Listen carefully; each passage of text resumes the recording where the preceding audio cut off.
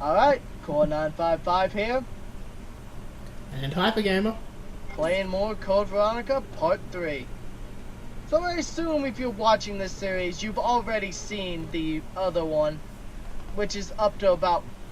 It'll be up on Part 6 tomorrow. Ah, yes. Yeah. So getting through nicely then. Oh yeah. I've recorded up to Part 14. I've made a good amount of progress, but yeah, this is definitely going to be my longest Resident Evil series to date. Yeah, I'm not surprised by that. This game is quite long. Well, this game is actually very long. Oh yeah, I somehow managed to juke him out by accidentally entering... Basically, I panic spammed to shake him off. And And you just got a dodge in there, very nice. Yeah, it's like going into the map, managed to juke him out. It was hilarious. It's just like, what the hell happened here, you know? Oh well, zombies sometimes will be nice to us. It's very, very rare, but sometimes they'll play nice.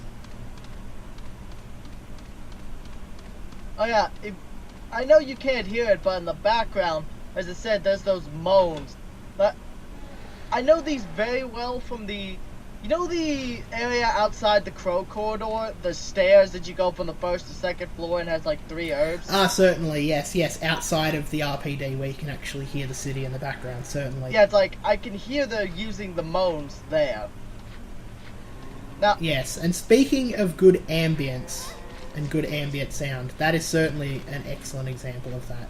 it's like, that's why I liked Resident Evil 2 the best, because I feel it set an atmosphere that some of the games just didn't manage to recreate that well. Absolutely. So, a lot of the things... Well, I guess it also helps that you've got Resident Evil, which initiated the series, and it was a good game for the time, but certainly had a lot of flaws to it. And then Resident Evil 2 came in and just perfected it. Yeah. I find Resident Evil Code Veronica to be the best blending of the modern and the old school.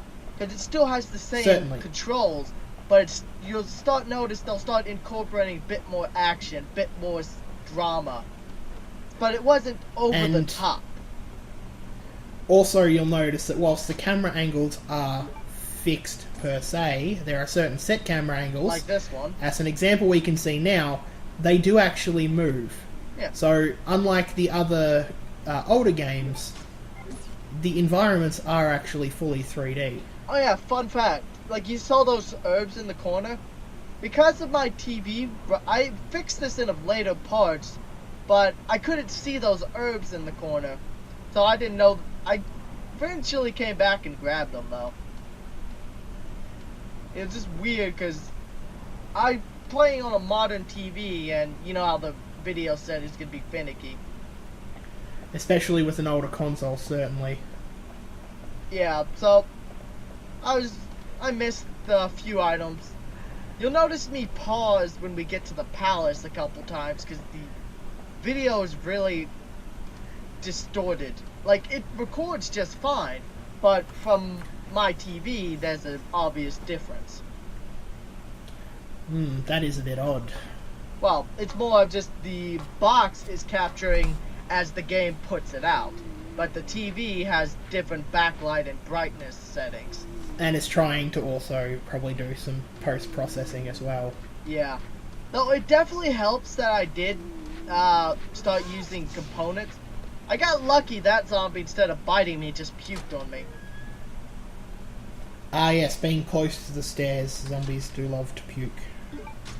Honestly, you'll notice later on, one of my favorite little bits is the zombies will try to, when they'll climb the stairs, like, you could shoot them and they'll fall down comically.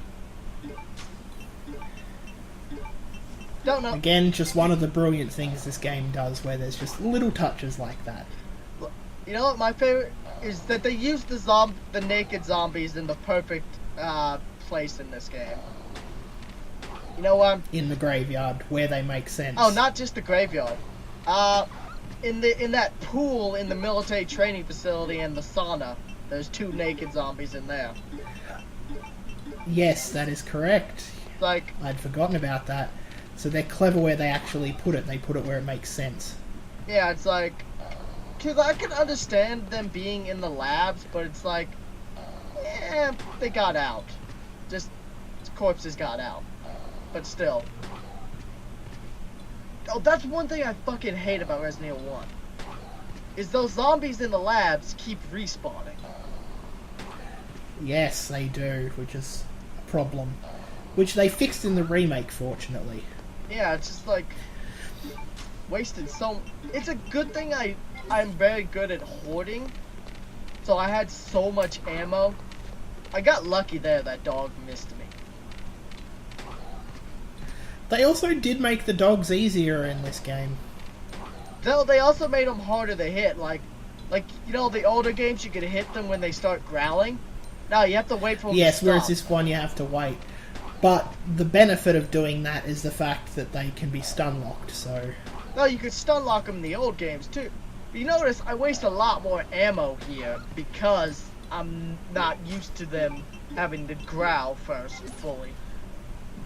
that is true. That's what I'm used to. And I think I might be Yeah. getting confused with the remake where you cannot stun lock them at all, where they are brutal. Yeah, remake is brutal. It's to the point that I just start shotgunning their asses.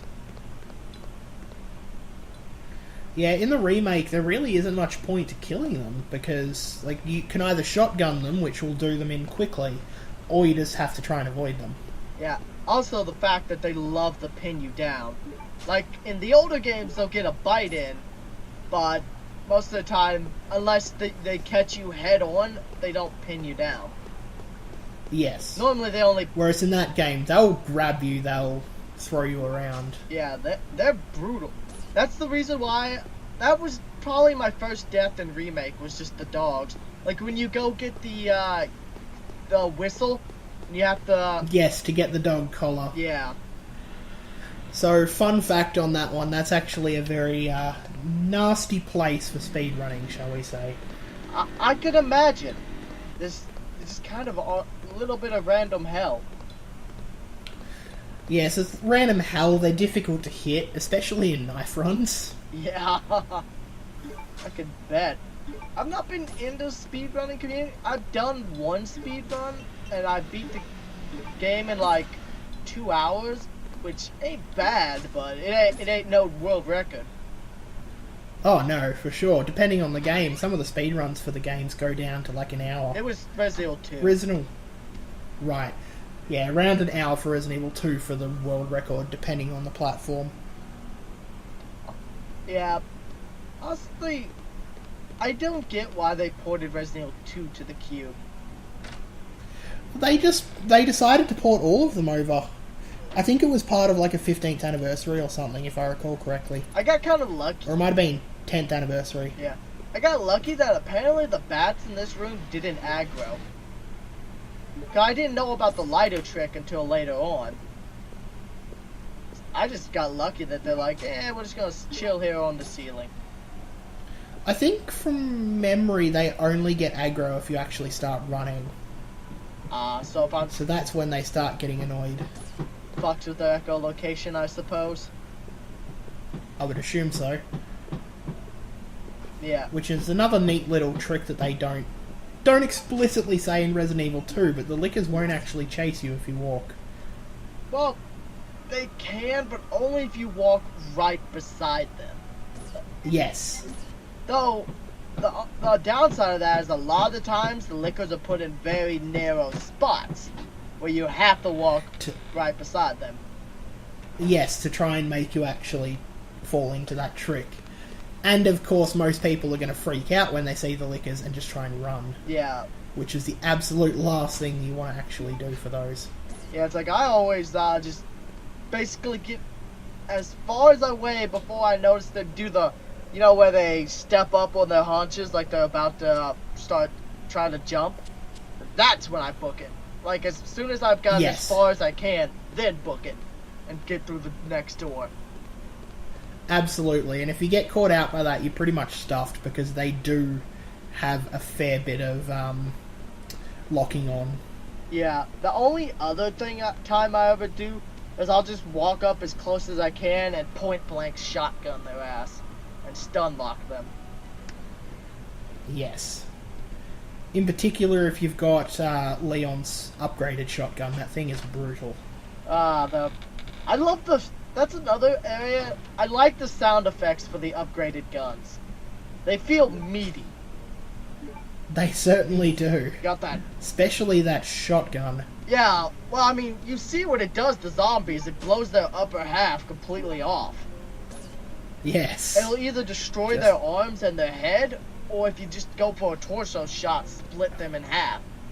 Which is a fun fact, one of the few things that carried over from 1.5 was localized damage. Yeah, it's interesting like that they did that, come to think of it. They haven't really done it much in newer games. You only see it in 2 and 3, really. Because, like, you've noticed in 3 that a lot more of them will break in half, will lose an arm, something like that. Yes. Actually, in 2, they lose arms like crazy. They do certainly lose a lot of arms in 2. They'll lose... Well, certainly if you're Claire, you'll kick their head straight off, send it flying. While Leon pops it like a grape. I prefer the Claire one. Yeah. That just is funnier to me. Yeah, it's like you're playing a game of soccer with their fucking head. It's like, you don't need this, let me just give it a kick away. Pretty much, it's like for the few zombies that are just permanently on the ground, you know, it's like, why even bother wasting the ammo? Just pop their heads. They do such little damage with that. Exactly.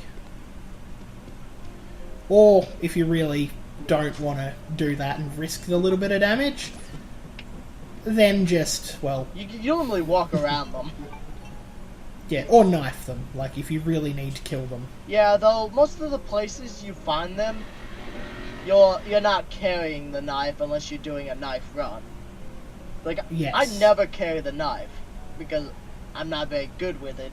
I'd either blast it or run away. Yeah, but that being said, in the older games, the knife really is worthless.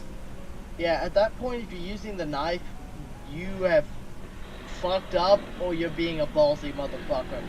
Yeah, you're either being a baller or you're fucked up. There's no other choice aside from that. Yeah.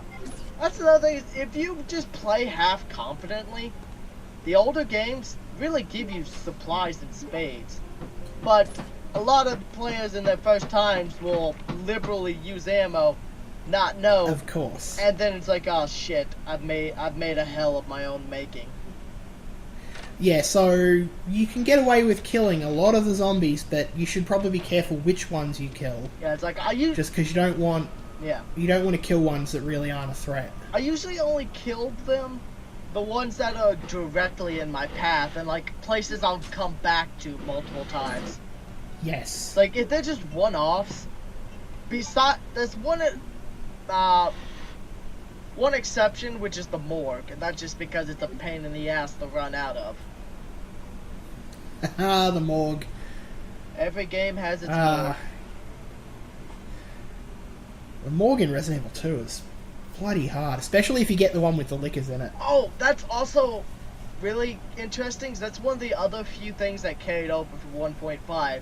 It's like there's a little bit of a color difference, but if you compare the footage, they're almost dead on the same morgue. Yeah, so a lot of the areas for 1.5 carried over. When they say that they scrapped it, they aren't really giving it the full justice. It's more of, we kept some of the things that we could use, but anything that didn't fit with the overall tone was tossed in the trash. Yes. Much like Walker. Poor Walker. Never saw the light of day.